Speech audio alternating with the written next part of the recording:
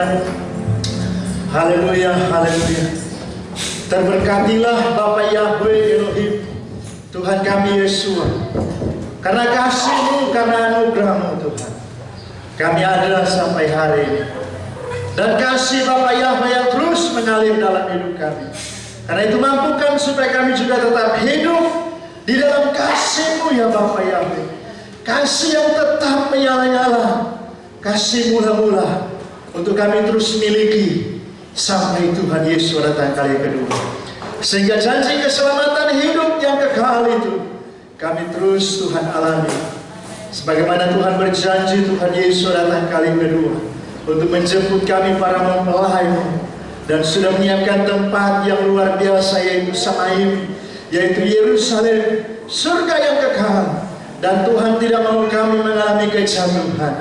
Bapa yang tidak mau kami mengalami kegagalan. Karena itu buat kami terus hidup di dalam kasih-Mu Tuhan. Terima kasih, urapi mempelai-Mu, urapi kami semua yang siap diberkati oleh firman Tuhan. Baik kami di tempat ini, bahkan yang mengikuti streaming, semua kami dilawan oleh Tuhan. Kuasa setan roh jahat yang mengganggu, sepakat kami tolak, singkirkan semuanya dalam nama Tuhan Yesus. Pagari tempat ini kami sambut akan firman-Mu di dalam nama Adonai Yesus Mesias. Haleluya, amin. Puji Tuhan. Shalom Aleichem. Sekali lagi shalom Aleichem. Haleluya. Bapa Yahweh memberkati kita semua.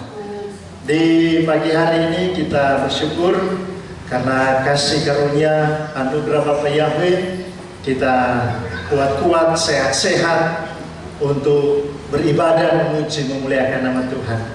Walaupun kita diperhadapkan dengan situasi keadaan dunia yang bisa saja saudara, orang menjadi lemah, kecewa, bahkan sakit dengan segala intimidasi yang ada di dunia ini. Karena memang sebagaimana firman Tuhan katakan dalam kitab 1 Yohanes yang keempat, dunia ini adalah takhta dari si jahat. Kalau kita belajar di dalam kitab Wahyu, ada satu jemaat di sana dikatakan jemaat itu berada di tempat di mana tahtanya setan. Nah, dalam kitab Yesaya juga dikatakan dunia ini telah ditutupi dengan kegelapan dosa. Makanya setiap hari kita diperhadapkan dengan situasi keadaan dunia ini. Tapi bersyukur kepada Bapa Yahweh karena kasih karunia-Nya, perlindungannya begitu sempurna dalam kehidupan kita. Hari ini saudara, kita akan belajar, saya memberikan tema di sini yaitu jangan sampai hilang kasih mula-mula. Jadi hari ini kita belajar yaitu jangan sampai hilang kasih mula-mula. Kalau kemarin Pak Gembala mengkhotbahkan waspada terhadap kesombongan. Jadi berwaspada, berhati-hati, berjaga-jaga terhadap kesombongan, karena kesombongan itu bisa terjadi baik kepada orang di luar Tuhan ataupun orang di dalam Tuhan. Karena memang catatan kitab suci, sedang di surga bisa dicampakkan ke bumi yang namanya Helel, malaikat Elohim, menjadi Lucifer, jadi setan, dicampakkan ke bumi. Karena apa? Sombong. Jadi kemarin sudah diajar kita harus waspada terhadap kesombongan. Nah, hari ini kita diajar oleh firman Tuhan. Tuhan mengingatkan, saya belajar tadi malam, dan firman Tuhan hari ini kita akan belajar tentang jangan sampai hilang kasih mula-mula. Kita langsung saja, mari kita buka kitab suci kita. Yang membawa kitab suci atau kitab elektronik, kita akan membaca di dalam kitab Wahyu 2. Kitab Wahyu 2, atau ya bisa baca dari sana, dari jemaat di depan layar ini. Saya sudah taruh ayatnya. Kalau sudah dapat semuanya, kita bangkit berdiri. Kalau sudah dapat, kita bangkit berdiri. Kita akan baca secara bersama-sama dalam hitungan yang ketiga, 2, 3. Tuliskanlah kepada malaikat jemaat di Efesus, inilah firman dari Dia yang memegang ketujuh bintang itu di tangan kanannya dan berjalan di antara ketujuh kaki dia emas itu. Aku tahu segala pekerjaanmu, baik jerih payahmu maupun ketekunanmu. Aku tahu bahwa engkau tidak dapat sabar terhadap orang-orang jahat, bahwa engkau telah mencobai mereka yang menyebut dirinya rasul, tetapi yang sebenarnya tidak demikian, bahwa engkau telah mendapati mereka pendusta. Dan engkau tetap sabar dan menderita oleh karena namaku, dan engkau tidak mengenal lelah. Namun demikian aku mencela engkau, karena engkau telah meninggalkan kasihmu yang semula. Sebab itu ingatlah betapa dalamnya engkau telah jatuh. Bertobatlah dan lakukanlah lagi apa yang semula engkau lakukan. Jika tidak demikian, aku akan datang kepadamu dan aku akan mengambil kaki diammu dari tempatnya jika engkau tidak bertobat. Tetapi ini yang ada padamu, yaitu engkau membenci segala perbuatan pengikut-pengikut Nikolaus yang juga kubenci. Siapa bertelinga, hendaklah ia mendengarkan apa yang dikatakan Roh kepada jemaat-jemaat. Barang siapa menang, dia akan kuberi makan dari pohon kehidupan yang ada di Taman Firdaus Elohim. Amin. Ya, firman Tuhan dituliskan oleh Rasul Yohanes dalam kitab Wahyu atau kitab suci bagian yang terakhir dari 66 kitab. Dan dalam kitab Wahyu ini banyak sekali rahasia Tuhan yang dibukakan pada Rasul Yohanes, baik peristiwa-peristiwa yang sudah terjadi di zaman lampau, di masa lalu, bahkan juga di masa yang dijalani oleh gereja mula-mula zaman kekaisaran, bahkan sampai di akhir zaman ini sudah disingkapkan atau dibukakan kepada Rasul Yohanes. Bahkan dunia yang akan datang atau berbicara tentang Yerusalem yang baru, karena di dalam kitab Wahyu yang ke-20, 21, 22 di sana berbicara tentang Yerusalem yang baru, langit yang baru dan bumi yang baru. Dan dikatakan dalam Yesaya 21 ayat yang kelima, semua telah berlalu karena Tuhan sudah ciptakan segala sesuatu yang baru. Dan di sanalah diturunkan kota 4 persegi yang namanya Yerusalem yang baru. Dan tidak ada kegelapan di sana. Di sana hanya ada terang, karena Bapa Yahweh sebagai terang kehidupan. Saya pernah katakan tugas kita di sana siang malam adalah memuji Tuhan. Tapi setelah saya telusuri kembali, ternyata tidak ada malam. Jadi selama-lamanya siang di sana. Amin. Cuman bahasanya karena kita di bumi ini masih ada siang malam, jadi saya pakai bahasa siang malam. Tapi sebenarnya dalam Wahyu 21 ayat 22 di Yerusalem yang baru ternyata tidak ada lagi kegelapan.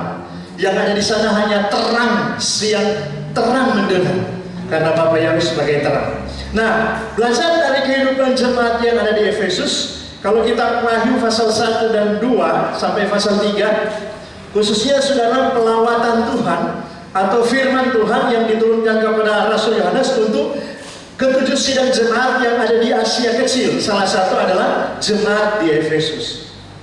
Dan belajar saudara profil kehidupan jemaat yang ada di Efesus, mereka itu jemaat yang limpah dengan karunia Tuhan, limpah dengan kasih karunia Tuhan.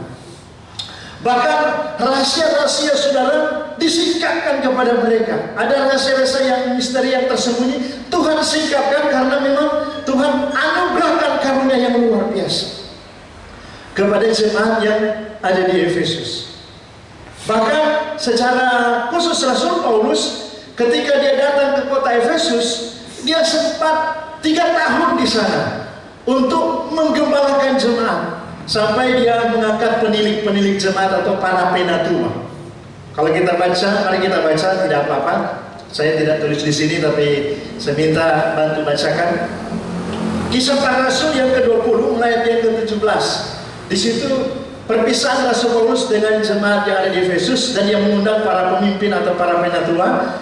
Dia berpesan supaya jemaat yang telah dibayar dengan darah Yesua harus digembalakan. Silakan dibacakan. Saya minta mulai dari ayat yang ke-17. Kalau boleh dikasih mic 1 untuk yang membacakan.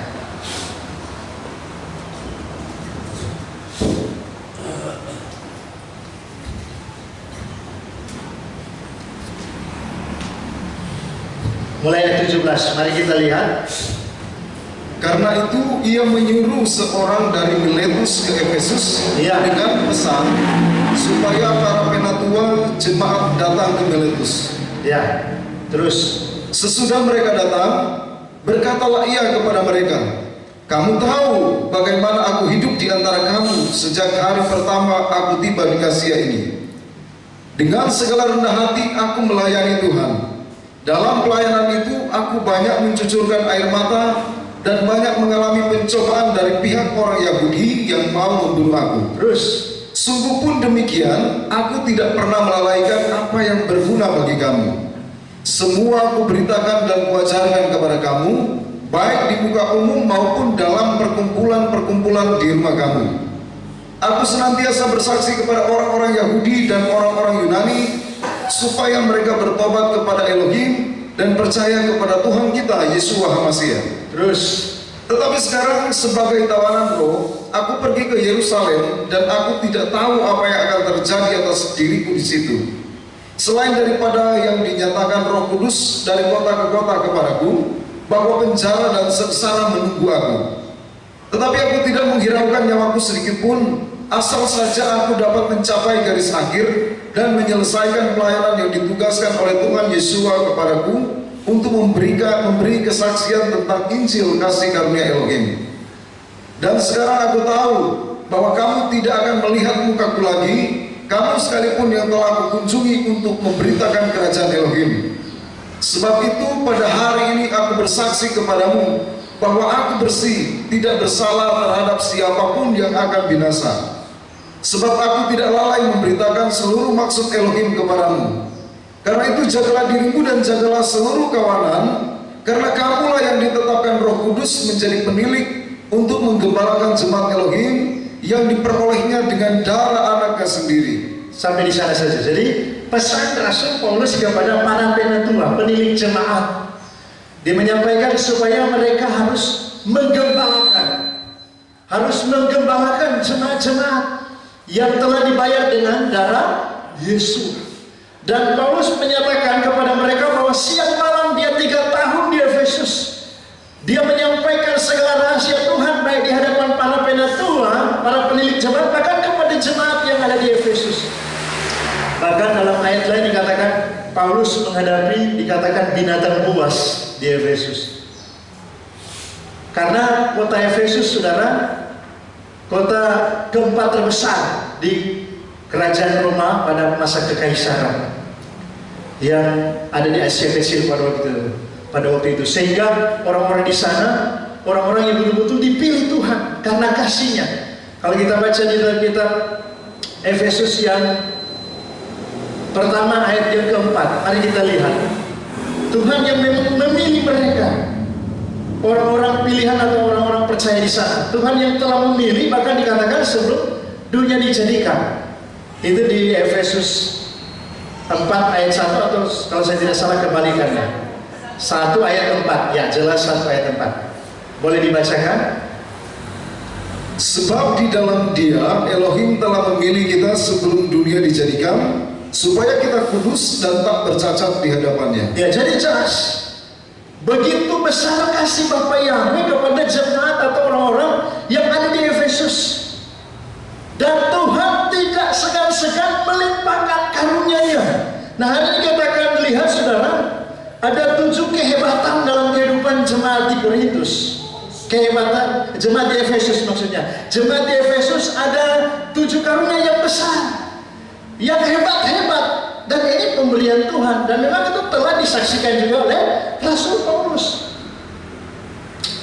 Jadi ada 7 karunia yang luar biasa yang dimiliki jemaat di Efesus, tetapi itu tidak menjadi ukuran. Mengapa saya katakan tidak menjadi ukuran? Nanti kita akan maju terus, kita akan belajar.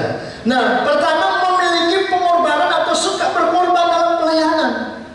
Kedua, tekun atau rajin. Ketiga, tidak kompromi dengan yang jahat. Keempat, memiliki karunia marifat dan membedakan segala roh. Kelima, sabar. Keenam, rela menderita karena nama Tuhan Yesus. Ketujuh, tidak mengenal lelah atau pekerja keras. Ini kan hebat. Dalam diri kita, saudara, sebagai anak-anak Bapak ya, kalau memiliki ini namanya baru saja angkanya 7, sempurna. Tapi kembali itu tidak menjadi ukuran. Dan memang Yesus pernah berkata dalam Matius 7 ayat 21 seterusnya, bukan setiap orang yang berseru-seru Tuhan yang akan masuk ke dalam kerajaan surga, melainkan mereka yang melakukan kehendak Bapa Yahweh di surga. Dan seterusnya dikatakan, bukankah kami bernubuat demi namamu, mengusir setan, mengadakan mujizat, seperti jemaat di Efesus. Jadi ada 7 karunia yang bisa dikatakan hebat. Selain dalam 1 Korintus yang ke-12 ayat 8-12 ada 9 karunia. Mulai dari karunia hikmat, karunia pengetahuan, iman, karunia mujizat, karunia menyembuhkan, karunia bernubuat, karunia membeda-bedakan roh. Jadi ada 9 karunia kalau kita baca secara keseluruhan di dalam kitab 1 Korintus 12 ayat yang ke-8 sampai ayat yang ke-12. Tapi khusus jemaat di Efesus, kalau kita lihat mereka memiliki 7 bagian ini.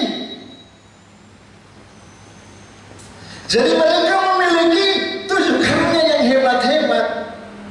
Tapi seperti yang saya tulis di sini, itu tidak menjadi ukuran kalau tidak memiliki kasih mula-mula. Kita maju.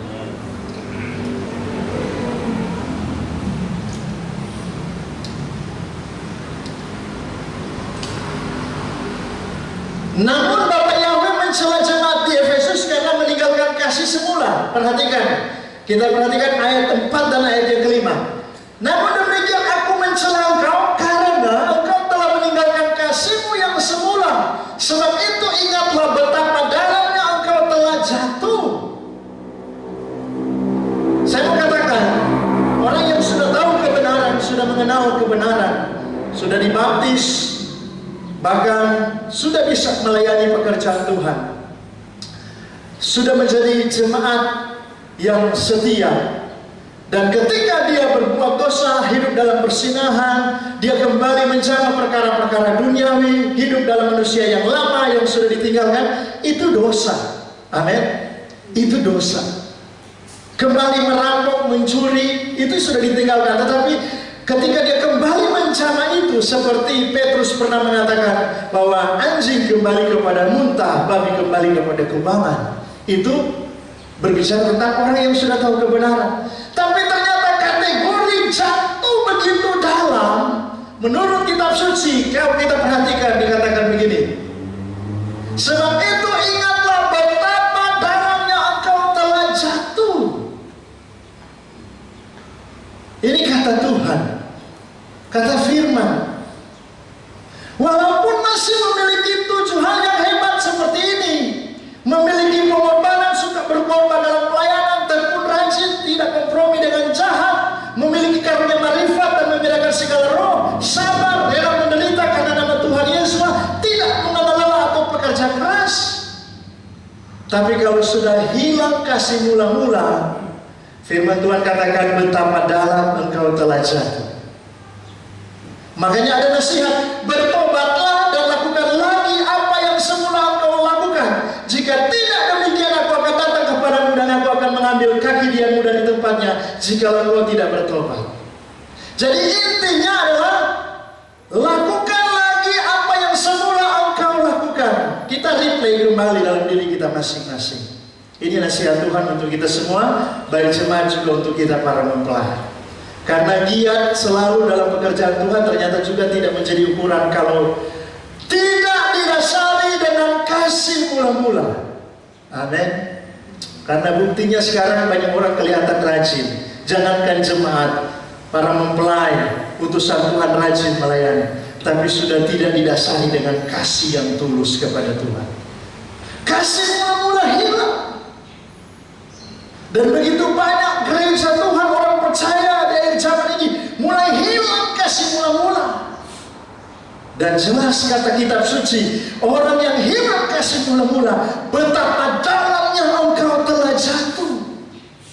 Sekali lagi, kembali kepada perkara dosa.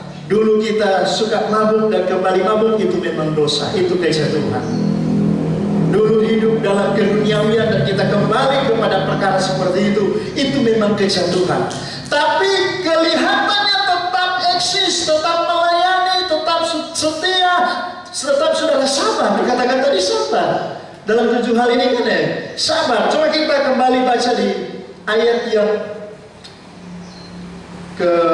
kita lihat di sini. Aku tahu segala pekerjaanmu, baik jerih payahmu maupun ketekunanmu. Aku tahu bahwa engkau tidak dapat sabar terhadap orang-orang jahat, bahwa engkau telah mencobai mereka yang menyebut dirinya rasul, tetapi yang sebenarnya tidak demikian, bahwa engkau telah mendapati mereka pendusta. Di sini bahwa engkau tidak dapat sabar terhadap orang-orang jahat, artinya mereka tidak dapat menanggung yang jahat. Kalau dalam terjemahan YLT, tidak dapat menanggung yang jahat, artinya tidak dapat berbuat yang jahat.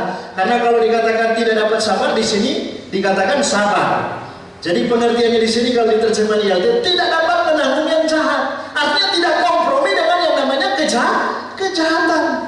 Baru dikatakan bahwa engkau telah menjumpai mereka yang menyebut dirinya rasul, tetapi yang sebenarnya tidak demikian, bahwa engkau telah mendapati mereka pendusta. Punya hikmat marifat, dapat membedakan ini dari Tuhan dan bukan, dapat menguji segala roh, dapat membedakan ini roh manusia, ini roh setan, dan ini roh Bapa Yahweh. Itu ada di dalam diri jemaat. Bahkan dikatakan juga, dan engkau tetap sabar, sabar saudara, dan menderita oleh karena nama-Mu. Bukankah 7 hal ini juga Tuhan mau tetap ada dalam diri kita? Tetap memang Tuhan mau itu ada dalam diri kita. Kita saudara suka berkorban, dikatakan di sini, yaitu memiliki pengorbanan itu, suka berkorban dalam pelayanan, itu memang Tuhan mau. Tekun rajin itu Tuhan mau. Tidak kompromi dengan yang jahat, itu memang Bapa Yahweh mau.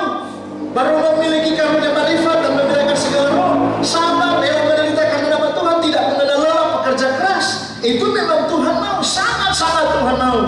Tapi harus tetap ada yang namanya kasih mula-mula di sana. Tetap memiliki semangat. Amin. Semangat. Saya bisa katakan ini tinggal rutinitas, dijalankan secara rutinitas, kurang seremonial. Makanya Tuhan mencela. Nah, Tuhan tidak mau Tuhan dapati itu dalam hidup kita. Sebagai gereja Tuhan menjelang kedatangan Tuhan Yesus. Karena saudara, kalau kita perhatikan di sini dikatakan betapa dalamnya engkau telah jatuh. Makanya Tuhan katakan bertobatlah. Kembalilah kepada kasih yang mula-mula. Amin.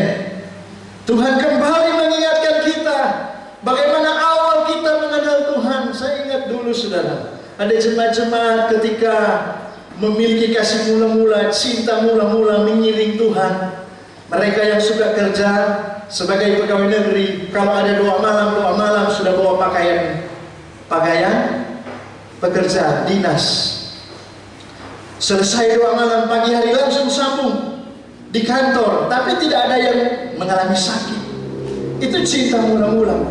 Hujan panas tetap datang, tanpa saudara didorong-dorong, tanpa saudara ditarik-tarik.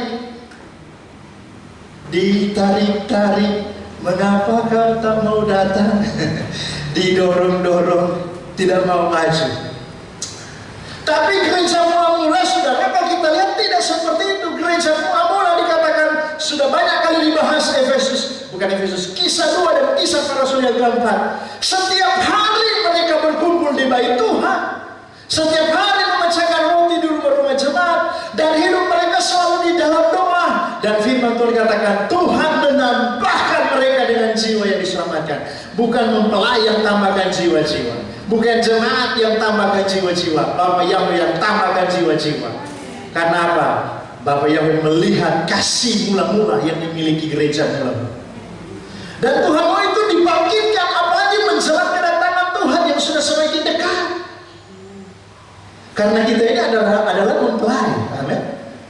Mempelai, calon-calon mempelai. Yohanes 15 ayat yang ke-15, Yesus berkata kepada murid-muridnya, aku tidak menyebut lagi kamu sahabat, aku tidak menyebut lagi kamu hamba, aku menyebut kamu sahabat. Karena seorang hamba tidak akan tahu apa yang menjadi isi hati majikan, rahasia terbatas. Tapi seorang sahabat, bukankah saudara, kehidupan keluarga kita masing-masing berawal dari sahabat dulu. Amin. Dari sahabat dulu. baru timbul yang namanya cinta, kasih sayang, dan masuk dalam peneguhan pemberkatan nikah. Masuk dalam pernikahan, masuk dalam perkawinan berawal dari sahabat saling mengenal satu yang lain, ada hubungan dekat. Nah, Yesus sudah katakan kita ini adalah para sahabatnya, mempelai-mempelainya, dan dia sudah sangat dekat untuk datang kali yang kedua. Tuhan mau supaya jangan sampai kita hilang kasih mula-mula, karena ternyata saudara, hilang kasih mula-mula dalam sekali kejatuhannya. Ini kitab suci yang katakan betapa dalamnya engkau telah jatuh. Tapi puji Tuhan, kalau kita membaca seterusnya, Tuhan masih mendapati jemaat yang ada di Efesus, mereka membenci yaitu pengajaran Nikolaus. Kalau saya pelajari, Nikolaus adalah penganut agama Yahudi dari Antioquia. Dia salah satu 7 orang yang dipilih untuk pelayanan kasih. Kalau kita baca dalam Kisah Para Rasul yang ke-6 ayat yang ke-5, dia salah satu Nikolaus ini pelayan atau mempelai yang dipilih untuk melayani dalam hal kasih, untuk pembagian kepada para janda-janda, orang-orang yang membutuhkan, pelayanan kasih, pelayanan meja. Tetapi saudara, akhir kehidupan Nikolaus, dia membawa pengajaran begini, karena sudah selamat di dalam Yesua, bebas untuk hidup di dalam segala macam dosa. Jadi dikenal dengan pengajaran gnostik, atau bahasa umumnya liberal. Jadi bebas.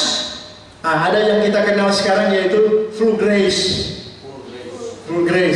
Jadi kasih keselamatan itu tidak bisa gagal oleh karena dosa, oleh karena kejatuhan, pelanggaran. Yang penting sudah diselamatkan oleh darah Yesus, tetap selamat. Satu kali selamat, selamat.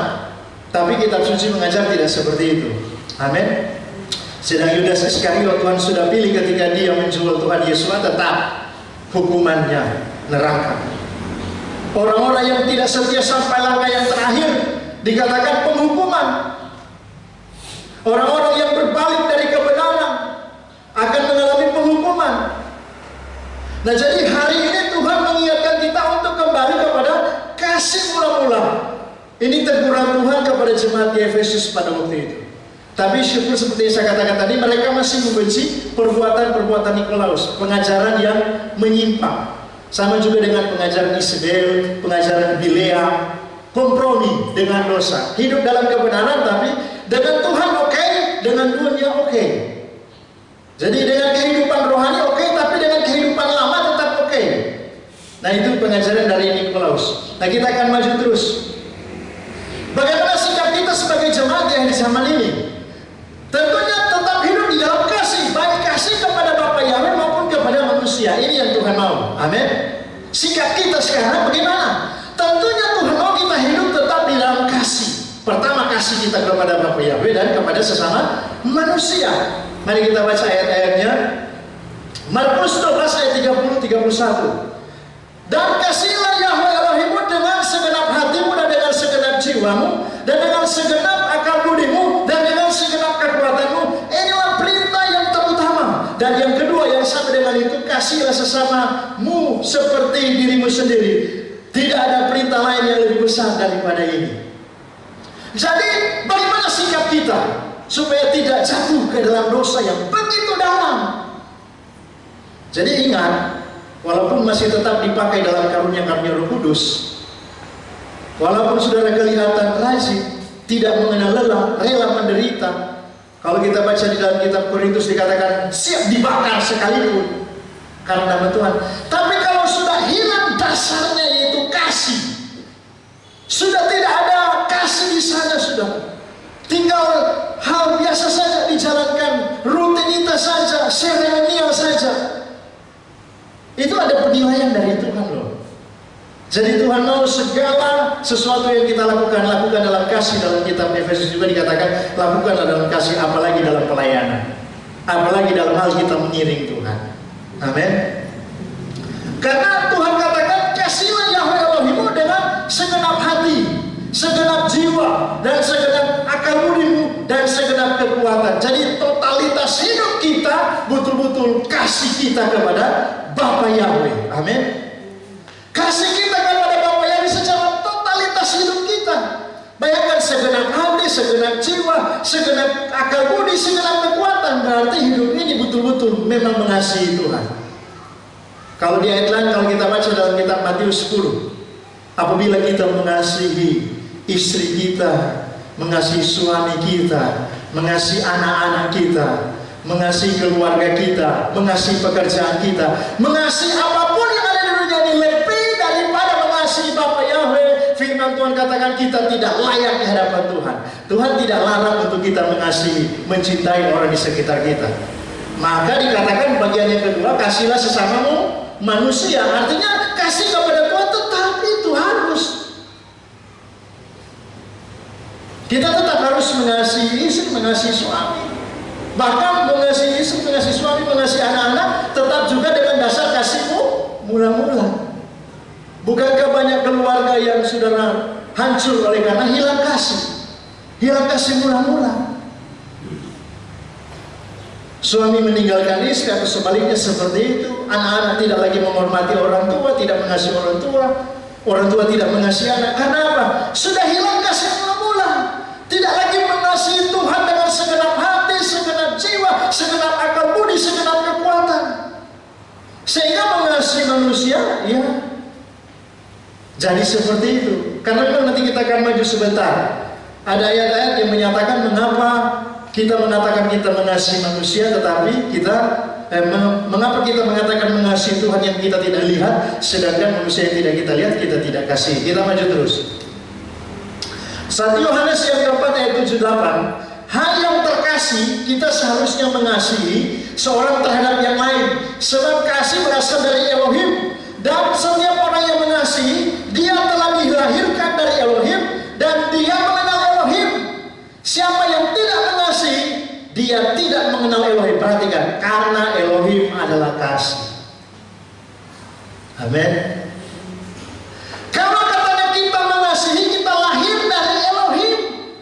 Artinya kita adalah anak-anak Elohim, anak-anak Bapa Yahweh. Kalau kita mengasihi, tentunya pertama terus kepada Bapa Yahweh dan kepada sesama. Setiap orang yang mengasihi, dia dilahirkan dari Elohim dan dia mengenal Elohim. Seterusnya, siapa yang tidak mengasihi, dia tidak mengenal Elohim, karena Elohim adalah kasih. Terus 1 Yohanes 4 ayat 11. Hai yang terkasih, jika Elohim telah mengasihi kita sedemikian, kita juga wajib mengasihi seorang terhadap yang lain. Jadi secara vertikal dan horizontal itu tetap, itu berjalan terus sampai dia datang kali yang kedua. Amin. Dan jangan sampai hilang, jangan sampai saudara pudar. Makanya kita terus minta kepada Tuhan, berdoa. Ini juga untuk kami para mempelai, supaya mengasihi Tuhan betul-betul, melayani Tuhan dengan kasih, dengan hati yang tulus murni. Jemaat juga harus seperti itu. Karena saudara, ini ujung akhir zaman, ini kedatangan Tuhan sudah semakin dekat. Terus kita lihat ayat lain. 1 Yohanes 4 ayat 19-20. Kita mengasihi karena Elohim lebih dahulu mengasihi kita. Jika seorang berkata, aku mengasihi Elohim, dan ia membenci saudaranya, maka ia adalah pendusta. Karena barang siapa tidak mengasihi saudaranya yang dilihatnya, tidak mungkin mengasihi Elohim yang tidak dilihatnya. Jadi jelas, Tuhan mau pertama kita tetap mengasihi Tuhan dengan segenap hati, segenap jiwa, segenap kekuatan, segenap akal budi. Kalau kita katanya mengasihi Tuhan, berarti sesama kita akan kasih. Tapi kalau kita benci sesama kita, itu perlu dipertanyakan. Kalau di antara jemaat masih ada yang membenci sesama, harus kembali kepada ayat yang bagian atas kita sudah baca tadi. Bertobatlah dan lakukanlah apa yang semula engkau lakukan. Amin. Karena betapa jalannya engkau telah jatuh, biar berdiri di belakang mimbar, biar saudara WL, biar singers, tapi kalau saudara tetap ada kebencian di hati terhadap sesama, bukankah Yesus mengajar, jika seterumu lapar, berilah dia makan, bila haus, beri minum. Ini sudah juga diajarkan, tetapi kembali Tuhan ingatkan, supaya kasih kita tetap menyala-nyala. Nanti ada ayat-ayatnya juga sebentar. Jadi jangan sampai saudara kita ini ditolak Tuhan, walaupun kelihatan kita tetap melayani, tetap saudara tetap pimpin penyembahan, tetap saudara WL, tetap saudara bermain musik, tetap rebana, tetap singers, artinya terlibat dalam pelayanan. Tapi kalau tidak didasari dengan kasih, percuma semua. Bukankah kita sudah lihat tadi 7 hal yang hebat? 7 hal yang hebat itu tidak kurang. 7 itu angka sempurna yang dimiliki oleh jemaat di Efesus. Tapi ternyata itu tidak jadi ukuran di mata Tuhan. Amin. Tidak jadi ukuran di mata Tuhan kalau hilang kasih. Jadi kembali dasarnya adalah kasih. Orang kalau betul-betul dia mengasihi Tuhan, dia hanya selalu renungkan kasih Tuhan setiap hari. Biar apapun yang mau terjadi di dunia ini, orang mau peduli dengan dia, orang menghargai, orang saudara mentopang dia atau tidak, dia tetap mengasihi Tuhan. Amin. Orang saudara memberikan apresiasi dalam segala tugas-tugasnya atau tidak, saudara, dia tidak akan pandang itu, sebab dia lakukan itu segala sesuatu untuk Tuhan. Dengan dasarnya adalah kasih. Saya percaya jemaat datang di tempat ini bukan karena para mempelai, tapi karena dasarnya adalah mengasihi Tuhan. Amin. Kami juga para mempelai melayani pekerjaan Tuhan, mengerjakan tugas-tugas pelayanan, bukan cuma karena melihat jemaat, tapi karena kasih kepada Bapa yang. Dan saya percaya kalau ini ada dalam hidup jemaat, hidup dalam kehidupan para mempelai, semakin kita akan, saudara, banyak waktu dengan Tuhan di hari-harinya. Karena memang Tuhan mau kembali kepada kasih mula-mula. Jangan sampai, kalau kita lihat tema tadi, jangan sampai hilang kasih mula-mula. Kita lihat juga di dalam 1 Yohanes 3:15. Setiap orang yang membenci saudaranya adalah seorang pembunuh manusia. Dan kamu tahu bahwa tidak ada seorang pembunuh yang tetap memiliki hidup yang kekal di dalam dirinya.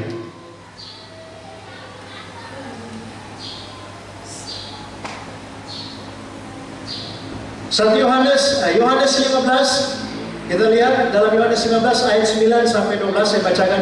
Seperti Bapa telah mengasihi aku, demikian juga aku telah mengasihi kamu. Tinggallah di dalam kasihku itu. Jikalau kamu menuruti perintahku, kamu akan tinggal di dalam kasihku. Seperti aku menuruti perintah Bapakku dan tinggal di dalam kasihnya. Semuanya itu kukatakan kepadamu supaya sukacitaku ada di dalam kamu dan sukacitamu menjadi penuh. Inilah perintahku, yaitu supaya kamu saling mengasihi seperti aku telah mengasihi kamu. Jadi kasih itu adalah perintah Tuhan. Amin. Sebagaimana Yesus mengasihi Bapa Yahweh waktu dia ada di dunia ini, dengan tekun dia mengasihi. Demikian juga Tuhan mengajar kita jemaatnya, para pemainnya tetap mengasihi Tuhan. Kita lihat Kolose 3 ayat 12 sampai 14. Karena itu sebagai orang-orang pilihan Elohim yang dikuduskan dan dikasihinya, kenakanlah belas kasihan, kemurahan, kerendahan hati, kelemah lembutan dan kesabaran. Sabarlah kamu seorang terhadap yang lain dan ampunilah seorang akan yang lain. Apabila yang seorang menaruh dendam terhadap yang lain, sama seperti Tuhan telah mengampuni kamu, kamu perbuat juga demikian. Dan di atas semuanya itu kenakanlah kasih sebagai pengikat yang mempersatukan dan yang menyempurnakan.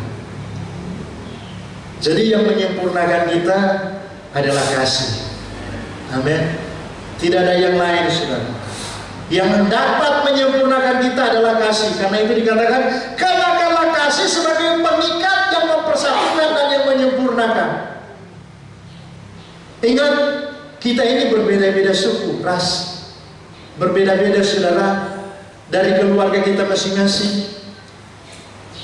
Jangankan jemaat, kami pun dalam keluarga, saya Minahasa, istri Halmaera. Kalau bukan kasih tidak bisa bertemu. Amin. Tidak bisa menyatu. Di antara jemaat ada yang Sulawesi Tengah, ada yang Ambon, ada yang Sangir, ada yang Cina. Tapi boleh bersatu karena kasih. Apa yang mengikat? Kasih yang mengikat. Amin. Karena itu tetap kenakanlah kasih.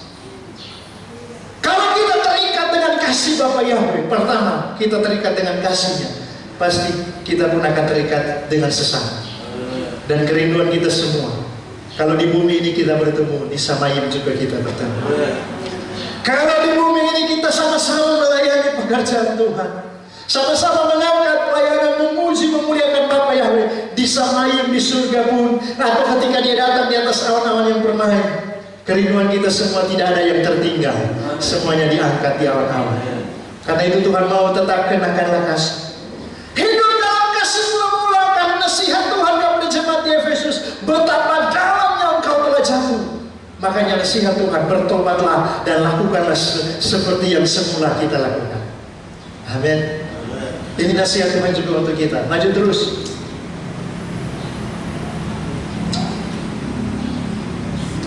Ya, saya langsung masuk ke kesimpulan. Wahyu 2 ayat yang ke-10-11 dikatakan begini. Jangan takut terhadap apa yang harus engkau derita. Sesungguhnya iblis akan melemparkan beberapa orang dari antaramu ke dalam penjara, supaya kamu dicobai dan kamu akan beroleh kesesakan selama 10 hari. Hendaklah engkau setia sampai mati, dan aku akan mengaruniakan kepadamu mahkota kehidupan. Siapa bertelinga hendaklah yang mendengarkan apa yang dikatakan Roh kepada jemaat-jemaat. Barang siapa menang, ia tidak akan menderita apa-apa oleh kematian yang kedua. Perhatikan, orang yang setia sampai langkah terakhir, hidup di dalam kasih kepada Bapa Yahweh, ada mahkota dan tidak akan dilemparkan kepada kematian yang kedua. Apa kematian yang kedua? Lautan api, neraka kekal, itu kematian yang kedua. Dan janji Tuhan kita tidak akan masuk ke sana. Yang penting kita setia sampai mati. Artinya kasih itu tetap ada sampai langkah akhir hidup kita. Karena Tuhan bisa jemput secara pribadi dan secara universal. Jadi sampai kapanpun kita ada di dunia ini, biar kasih itu tetap ada dalam hidup kita. Maju terus. Nah, ini yang dikatakan tadi, roh yang menyala-nyala. Roma 12 ayat 9-12. Hendaklah kasih itu jangan pura-pura, jauhilah yang jahat dan lakukanlah yang baik. Hendaklah kamu saling mengasihi sebagai saudara dan saling mendahului dalam memberi hormat. Janganlah hendaknya kerajinan kendor, biarlah rohmu menyala-nyala dan layanilah Tuhan. Bersukacitalah dalam pengharapan, sabarlah dalam kesakan, dan bertekunlah dalam doa. Perhatikan di sini, janganlah hendaknya kerajinan kendor, biarlah rohmu menyala-nyala dan layanilah Tuhan. Roh yang menyala-nyala di sini artinya tetap dari awal start kita mengenal Tuhan sampai finish, seperti Rasul Paulus katakan, aku sudah menjadi tawanan roh, dalam pembacaan tadi Kisah Para Rasul 20. Waktu dia ada di jemaat Efesus, dia mau ke Yerusalem untuk dianiaya, tapi dia katakan, aku sudah menjadi tawanan roh, dan aku akan mencapai garis akhir, tetapi aku akan memelihara iman. Dan sekarang darahku sudah mulai tercurah. Kalau kita baca di dalam Timotius yang sudah dikotbahkan minggu yang lalu oleh Pak Yudi, dikatakan bahwa Paulus sudah mencapai garis akhir, telah memelihara iman, dan sekarang telah tersedia bagi mahkota kehidupan. Tapi bukan hanya kepadaku, tetapi kepada semua orang yang menantikan kedatangan Tuhan. Rasul Paulus sudah memberikan teladan. Dari dia melayani jemaat di Efesus selama 3 tahun, bahkan siang malam dia berkorban sampai dia tinggalkan para penatua. Harus tetap jaga jemaat, karena mereka telah dibayar dengan darah yang mahal oleh darah Yesus. Bahkan dia katakan, kematian menanti aku di Yerusalem, karena di sana dia mengalami penganiayaan yang besar. Tetapi dia tidak, saudara, mundur. Selangkah pun dia tidak mundur, tapi dia tetap maju. Amin. Selangkah pun dia tidak maju, walaupun dia tahu kematian menanti dia di akhir hidupnya. Finishnya, saudara, bukan dia langsung diangkat hidup-hidup seperti Elia. Kalau ada janji seperti itu, senang luar biasa. Diangkat hidup-hidup seperti Elia, dijemput oleh kereta apinya Tuhan. Seperti Tuhan Yesus, setelah dia bangkit dari kematian, diangkat hidup-hidup ke Samayim, ke surga. Kalau Paulus tahu seperti itu, dia lebih semangat lagi. Tapi ternyata, saudara, sekalipun dia tahu kematian menanti dia di akhir hidupnya, di garis finish, di ending kehidupannya waktu di dunia, dia tahu kematian pembunuhan yang akan dia, kematian yang dialami akan dia dibunuh, dirajam, dia akan sudah mengalami yang namanya mati syahid. Tapi, saudara, itu sedikit pun dia katakan, sedikit pun itu tidak menghiraukan kehidupannya. Dia tidak hiraukan, artinya dia tidak terganggu dengan hal seperti itu. Nah, ini tantangan bagi kita. Amin. Dapatkah kita dari langkah awal kita melangkah terus sampai langkah akhir? Karena ada ayat firman Tuhan katakan, ada orang yang terdahulu jadi terkemudian. Itu memang sudah digenapi kepada orang Israel. Orang Israel itu lebih dulu dipilih Tuhan. Tapi puji Tuhan, kita yang terkemudian sudah dipilih oleh Tuhan. Ini kita goyim, sudah orang-orang yang terkemudian. Tapi jangan kita yang sekarang ini di akhir zaman ini sudah lama mengenal Bapak Yahweh, kan nama Bapak Yahweh mengenal Tuhan, mengenal pekerjaan Roh Kudus dari tahun 2000. Sudah 20 tahun lebih. Jangan sampai orang-orang yang baru, saudara, baru Tuhan mau utus bergabung dengan kita, mereka yang punya semangat lebih dari kita. Jangan. Tuhan mau kita lebih. Amin. Lebih. Jadi dari start awal, langkah awal sampai langkah akhir. Karena saudara, bukan langkah awal yang menentukan, tapi langkah akhir yang menentukan. Kasih kita kepada Tuhan. Ini juga tantangan tentunya bagi kami para mempelai dalam pelayanan.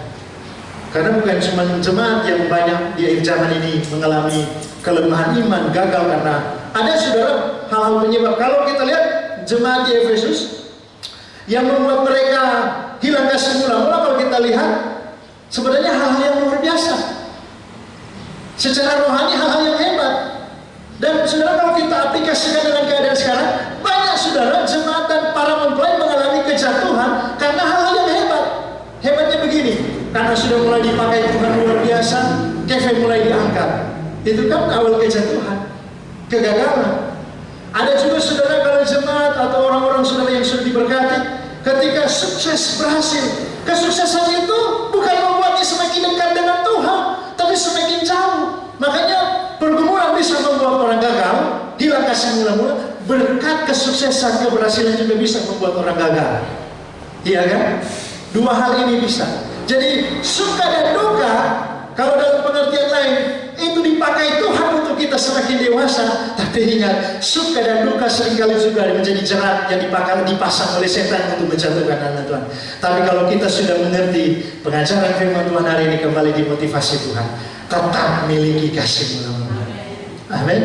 Tetap miliki kasih mula-mula. Jadi bagian yang terakhir dikatakan, bersukacitalah dalam pengharapan, sabar dalam kesesakan, dan bertekunlah dalam doa. Jadi tetap setia. Orang akan tetap bertekun dalam doa kalau dasar hatinya mengasihi Tuhan. Dia akan tetap sabar, dia akan tetap bersukacita kalau dia tetap mengasihi Tuhan. Bapak Yahweh memberkati kita semua. Jadi Tuhan Yesus dia adalah gembala yang baik, yang telah memberikan teladan, memberikan nyawanya untuk kita supaya kita domba-dombanya diselamatkan.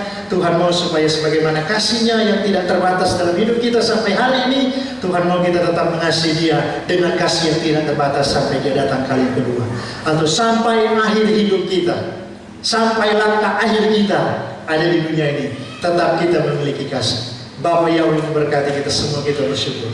Terima kasih Tuhan. Hari ini kembali kami dimotivasi oleh Tuhan, oleh pengajaran firman-Mu, supaya kami tetap memiliki kasih mula-mula. Kami tetap memiliki kasih yang sungguh-sungguh kepada Bapa Yahweh. Karena Bapa pun sudah mengasihi kami lebih dahulu, bahkan sampai mengorbankan pribadi Tuhan Yesus sendiri. Nyawa diri Tuhan Yesus dikorbankan supaya kami diselamatkan semua karena kasih. Dan kasih itu tetap nyata sampai hari ini bagi kami. Walaupun seringkali kami mengalami kejatuhan, tapi kasih-Mu yang selalu mengangkat kami. Oleh karena itu, ketika kami sudah belajar daftar Elohim, ketika kami sudah belajar firman-Mu di hari ini, untuk kami terus mau hidup di dalam kasih mula-mula. Tanamkan itu di hati kami, Tuhan. Tanamkan itu di hati kami, supaya kami tetap memiliki kasih yang mula-mula, kasih yang tetap menyala-nyala dalam hal mengasihi Tuhan dan mengasihi sesama, mengasihi pelayanan pekerjaan Tuhan. Kami akan menyembah Bapa Yahweh dalam roh dan kebenaran. Berkatilah penyembahan kami, berapa mempelai Tuhan yang Tuhan memakai saat ini. Di dalam nama Tuhan Yesus kami bersyukur. Haleluya, haleluya, amin.